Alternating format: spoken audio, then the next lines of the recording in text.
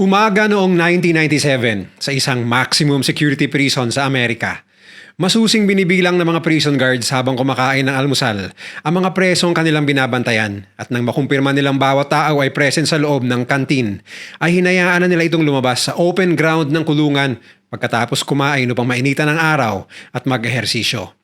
Ngunit lingid sa kanilang kaalaman na noong araw na yon, 6 pala sa mga presong ito ay may nilulutong plano na wala pang sino man ang nakakagawa simula nang itinayo ang kulungan. Ito ang true story ni Nuno Pontes at ang kanyang mala-Avengers na pag-recruit ng mga kasamahan upang tumakas mula sa mahigpit at malupit na kulungan gamit ang diskarte, lakas ng loob at styrofoam na baso. Mr.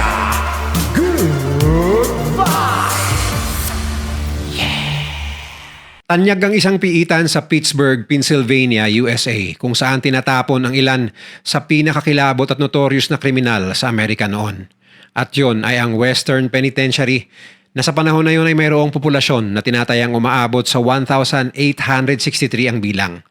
Ang Western Penitentiary ay isang hardcore na maximum security prison kung saan ilang preso na ang nagsubok tumakas, subalit 2 lamang ang kanilang hinantungan. Mahuli at mailagay sa Bartolina ng mahabang panahon o di kaya na may mabaril ng mga gwardyang 24 oras na nagbabantay sa nakapaligid na mataas na bakod ng kulungan. At dahil sa maigting na seguridad nito, The Wall ang tawag ng mga notorious na inmates sa piitang ito dahil ito ay tila isang dingding na kahit sino man sa kanila ay hindi kayang matibag. At isa na rito si Nuno Pontes. Si Nuno ay isang bilanggo na nakakulong sa may salang robbery at prison escape noong early 90s. Siya ay sinintensyahan ng 10 hanggang 24 na taong pagkakakulong. Pero hindi tulad ng isang tipikal na bilanggong balak tapusin ang sintensya. Si Nuno ay may kakaibang determinasyon, kumpiyansa at diskarte para isagawa ang kanyang master plan noong day 1 pa lang sa pagpasok niya sa kulungang ito. At yun ay ang makatakas sa tinaguriang The Wall. Sa katunayan, nang tanungin ng isang prison guard nung unang araw niya sa loob kung ano ang gusto niya ma-accomplish sa kanyang pagkakakulong, ang tanging sagot ni Nuno ay ang makatakas. Ayon kay Nuno, hindi ang nagtataasang pader at mga dekalibreng baril ang maaring pumatay sa isang inmate sa loob ng kulungan. Ang tanging bagay raw na maaring ikamatay ng isang tao roon ay ang boredom o pagkabagot. Hindi dahil sa walang maaring gawin sa loob ng kulungan, kundi dahil sa paulit-ulit at striktong routine na pinapagawa sa mga bilanggo roon. At sa loob ng 3 taon, sinubukan ni Nuno na matuto ng mga bagong bagay araw-araw upang maibsan ang kanyang pagkabagot sa loob ng kulungan.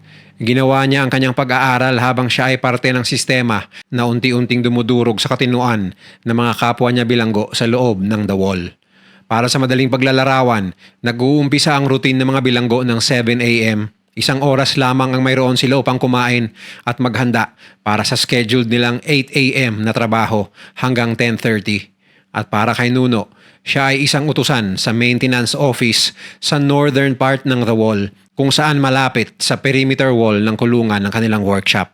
Si Nuno ay sinusupervise ng mga civilian workers na empleyado ng Western Penitentiary at ginamit niya ang advantage na yon upang kunin ang kanilang loob para payagan siya makagamit ng mga tools sa kanilang workshop.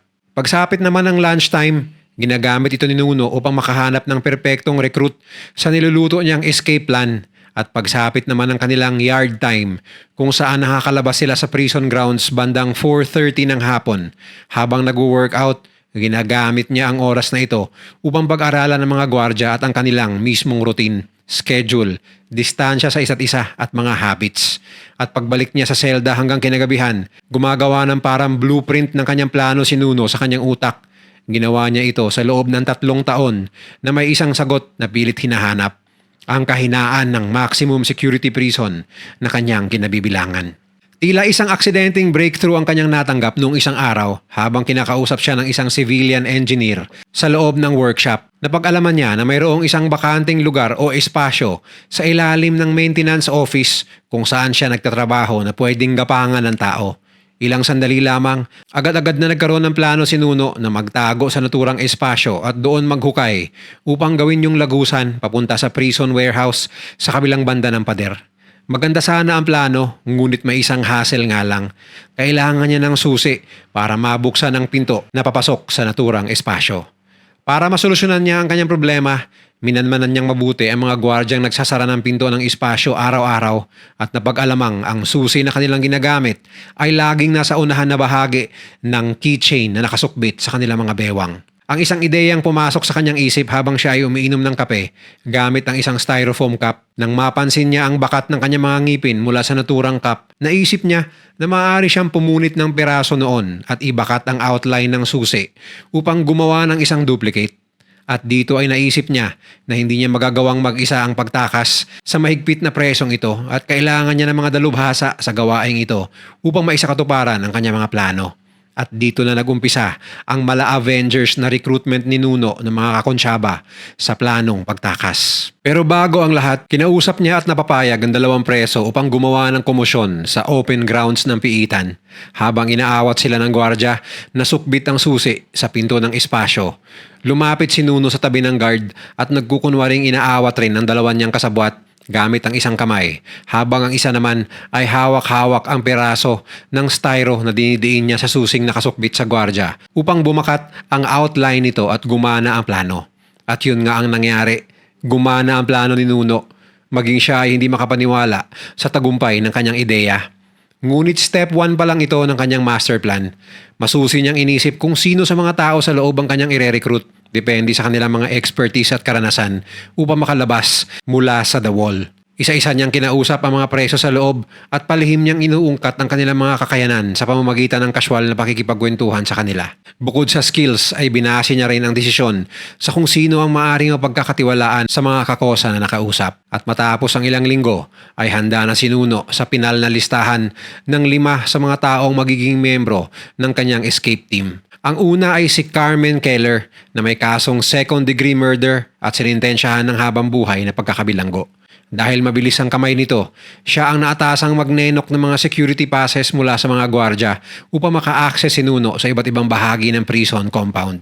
Ang sumunod naman ay si George Conard na may kasong first-degree murder at may sentensya ring habang buhay na pagkakakulong. Nagtatrabaho si George sa metal shop ng kulungan at may access siya sa mga tools at maliliit na piraso ng tanso na maaari nilang gamitin sa paggawa ng susi. Ang sunod na recruit naman ay si Andrew Haim na may kasong robbery at may sentensyang 4 hanggang 15 taon na pagkakakulong. Eksperto si Andrew sa pagnanakaw ng mga sasakyan at ayon kay Nuno, kailangan niya ang skills ni Andrew sa oras na nakalabas na sila ng The Wall. Ang sumunod naman sa grupo ay si Kevin Billingsley na may kasong robbery at assault na may sentensyang 25 to 77 years na pagkakakulong. Si Kevin ang literal na susi sa unang yugto ng plano ni Nuno dahil si Kevin ay marunong gumawa ng mga susi. Bukod pa sa kaalaman nito sa paghuhukay dahil sa kanyang dating trabaho bilang minero. At ang huling recruit para sa planong ito ni Nuno ay si Tom Berkelbow, ang pinakamatanda sa lahat ngunit naging malapit na kaibigan ni Nuno sa loob. Si Tom ay may salang armed robbery at may sentensyang 10 to 20 years na pagkakakulong. At ang grupong nabuo ni Nuno ay pinangalanan niyang Pittsburgh 6. Matapos lamang ang ilang araw, iniabot agad ni Kevin kay Nuno ang nagawa niyang susi mula lamang sa binakat na styrofoam at piraso ng tanso na bigay ni George upang itesting kung uubra ba ito sa pagbukas ng pinto ng gagapangan nilang espasyo sa ilalim ng workshop.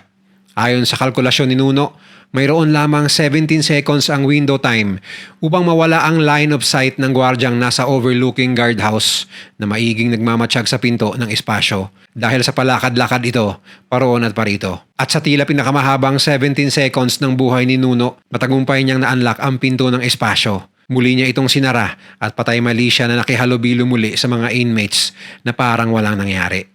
3 araw matapos ang matagumpay na initial testing, si Nuno kasama si Kevin ay patagong nagtungo muli sa naturang espasyo upang tingnan kung kaya ba nilang tumakas gamit ang naturang lugar. Sa loob, nakita nila ang mga hard hats, flashlights at ilang mga tools na iniwan ng mga workers doon. Sa dulo ng lagusan, isang brick na pader ang kanilang nakita.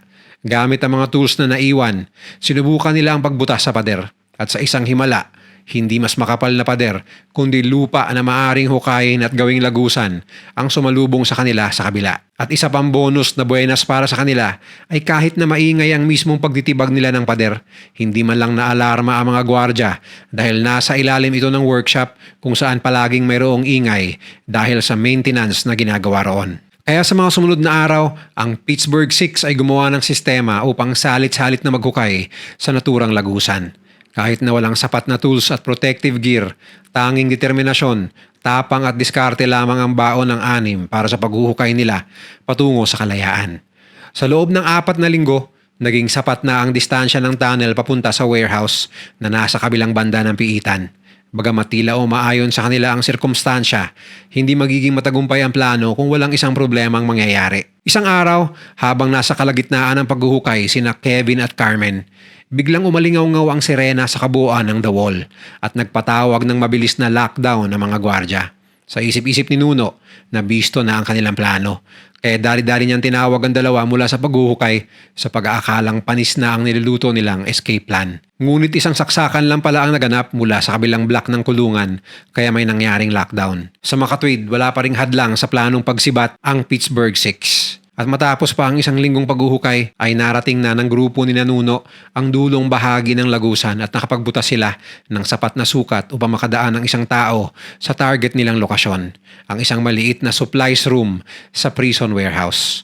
Nang kinagabihang yon, hindi makatulog si Nuno sa kakaisip ng mga posibleng senaryo na kanilang kakahantungan, dulo ng baril o dulo ng lagusan. Umaga ng January 8, 1997, 12 weeks matapos ng inisyal nilang paghuhukay, ikinasa na ng grupo ang kanilang tangkang pagtakas. Matapos ang almusal sa araw na yon, ay maagang pinapunta sa open ground ng kulungan ng mga preso, kaya walang sinayang na oras ay isa-isang pumasok sa kanilang lagusan ng anim. Naunang gumapang si Kevin at nasa hulihan naman si Nuno. Ngunit dala ng katandaan, tila naging mabagal ang pagapang ni Tom Berkelbo at damay rin ang lahat ng tao sa kanyang likuran. Habang gumagapang, ramdam nila ang unti-unting bumabagsak na lupa at daloy ng tubig mula sa itaas dahil wala namang support ang kanilang hukay. Matapos ang halos 30 minuto, sa wakas ay matagumpay silang nakalabas sa kabilang banda ng lagusan. Baka sa kanilang mga mukha ang ngiting abo-tenga dahil tagumpay ang kanilang paghuhukay.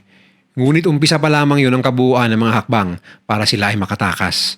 Agad silang nagbihis ng mga pangsibilyang damit at nagpunas ng mga dumi mula sa kanilang pagapang. Nang kanilang buksan ng malaking metal door ng warehouse, naispatan nila ang isang gwardyang nasa kanyang guard post na nasa itaas ng makapal na wall ng kulungan. At ilang segundo lamang ang lumipas, nagtagpo mata sa mata ang gwardya at si Nuno. Tinanguan lamang ni Nuno ang gwardya at tumango naman ito pabalik. Ilang sandali pa, dali-dali niyang kinausap ang kanyang mga kasamahan na magpanggap ng mga workers sa prison warehouse at maglakad lamang ng hindi nagpapahalata na kinakabahan patungo sa exit para sa kanilang kalayaan. Gamit-gamit lamang ang ilang props tulad ng flashlights, literal na mga piraso ng papel na animoy blueprint, konting acting at maraming lakas ng loob. Lumakad lamang ng parang walang mali siya ang Pittsburgh Six patungo sa gate na daanan ng mga civilian workers ng kulungan.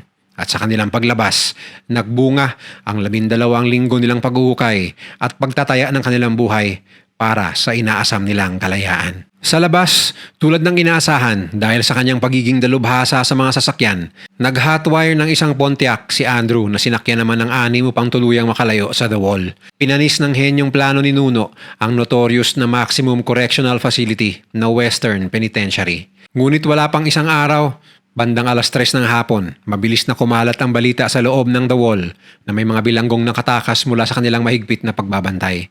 Batid ni Nuno na maaring mabisto sila ng mga otoridad sa lansangan sa oras na ma-realize ng mga gwardya sa The Wall na nag-ala prison break silang 6 sa liwanag ng umaga. Kaya nagpasya sila na magnakaw ng isang closed van at ilang mga plaka ng sasakyan upang pagpapalit-palitin habang binabagtas nila ang lansangan. Sa ikalawang araw ng kanilang pagtakas, tumawag si Nuno ng isang kakilala upang makakuha ng mga dokumento patungong Mexico.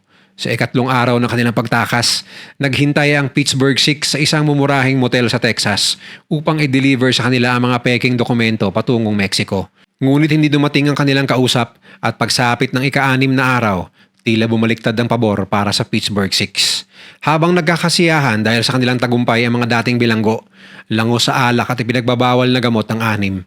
Ngunit bago pa man tuluyang mag-blackout, napagdesisyonan ni Tom Berkelbo na sumibat dahil hindi na raw maganda umano ang nangyayari sa loob at baka matiktikan sila ng mga otoridad. Ngunit dala ng kanyang nainom at nahit-hit, nag-blackout at literal na gumagapang si Tom dahil ano pang dalhin siya sa ospital dahil natagpuan siyang walang malay sa isang bus station sa Houston, Texas. At dahil ang mukha ng mga bilanggo ay naglipana na sa mga pahayagan, TV stations at kung saan-saan sa kabuuan ng Amerika, madaling nakilala at naaresto ang isa sa Pittsburgh Six. Sa ikawalong araw, habang binabaybay ni Carmen at Nuno ang isang shortcut na daan, pinara ng isang pulis ang sasakyan na kanilang dinadrive. Ngunit imbis na huminto, dala ng kaba, lalong hinarurot ni Carmen ang sasakyan dahil ano pang tumawag ng backup ang pulis. Sa kanilang pagharurot, hindi na malaya ng dalawa na dead end pala ang dulo ng shortcuta na yon. Dali-daling pinaling pakaliwa ni Nuno ang manibela at nawala naman sa kontrol ang kotse dahil ano pang mag-crash yon. Sa puntong ito, nasa kustodya na ng pulis si Carmen habang maswerteng nakatakbo si Nuno papasok ng talahiban upang isalba ang kanyang sarili. Yung pala, ang rason lamang sana kung bakit pinara sila ng pulis sa shortcut ay dahil sa hindi nila pagsuot ng seatbelt sa pagmamaneho. Sa pag-interrogate kay Carmen, ikinantan niya ang kontak ni Nuno na maghahatid sana sa kanila ng mga peking dokumento patungong Mexico. Ilang mga FBI agents ang nagmanman at bumuntot sa kontak ni Nuno na may alias na Travis. Nagtungo nga si Travis sa mumurahing motel at sa room 129, naghihintay ang apat na natira sa Pittsburgh Six. Sa pagpasok niya, agad-agad na nag-celebrate ang apat dahil sa dokumentong kanilang natanggap. Sa isip-isip nila, ilang oras na lang ang pagitan nila mula sa pagiging most wanted sa US at pagiging isang malayang tao sa Mexico.